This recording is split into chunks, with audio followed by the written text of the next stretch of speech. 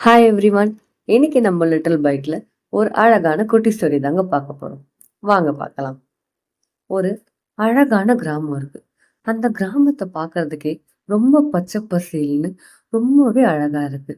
அந்த கிராமத்துல இருக்கிற மக்களும் ரொம்ப சந்தோஷமா வாழ்ந்துட்டு வராங்க. அங்க இருக்கிற மலைகளுக்கு நடுவுல ஒரு பெரிய ஆறு ஒண்ணு இருக்கு.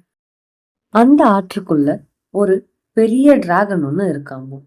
அந்த டிராகன் தான் இந்த ஊரையே காப்பாத்திட்டு வருதுன்னு அங்க இருக்கிற மக்கள் நம்பிக்கிட்டு இருக்காங்க.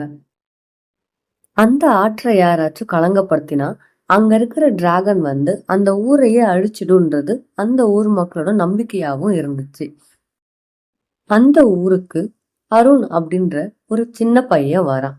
வந்து அந்த ஆற்றை பத்தி கேள்விப்படுறான்.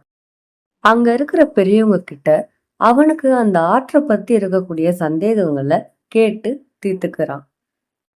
அவனுக்கு அந்த ஆற்றுக்கு போகணும்ன்ற ஆசை வந்துடுது. நடு ராத்திரியில யாருக்குமே தெரியாம தனியா அந்த ஆற்றுக்குள்ள அவன் போறான். அப்படி போகும்போது அங்க அந்த டிராகன் வெளியே வருது. என்னோட தூக்கத்தை எதுக்காக நீ கலைச்ச அப்படின்னு அருண்கிட்ட அந்த டிராகன் கேக்குது. அதுக்கு பதிலா அந்த அருண், எனக்கு உன்னை பார்க்கணும்னு தோணுச்சு, உன்னை பத்தி தெரிஞ்சுக்கணும்னு தோணுச்சு, அதுக்காக தான் நான் இங்க வந்தேன் அப்படின்ட்டு அருண் அந்த டிராகன் கிட்ட சொல்றான். பல நூற்றாண்டுகளா இந்த கிராமத்தை நான் காப்பாத்திட்டு வரேன். இப்போ என்னோட சக்திகள் கொஞ்சம் கொஞ்சமா குறைஞ்சுக்கிட்டே வருது அப்படின்னு டிராகன் அருண் கிட்ட சொல்லுது. அப்போ அருண், உன்னோட சக்திகளை திரும்ப கொண்டு வரணும்னா அதுக்கு என்ன பண்ணணும் அப்படின்ட்டு அருண் கேக்குறான். அதுக்கு அந்த டிராகன், இந்த காட்டுக்கு நடுவுல ஒரு பெரிய மரம் ஒன்று இருக்கும். அந்த மரத்துல பல வருஷங்களுக்கு ஒரு முறைதான் ஒரு பூ பூக்கும். அந்த பூவை கொண்டு வந்து என்கிட்ட சேர்க்கணும். அப்படி சேர்த்துட்டா நான் இழந்த சக்திகளை திரும்பவும் பெற்றுடுவேன். அப்போ இன்னும் பல நூற்றாண்டுகளுக்கு என்னால இந்த கிராமத்தை காக்க முடியும் அப்படின்னு அந்த டிராகன் சொல்லுது.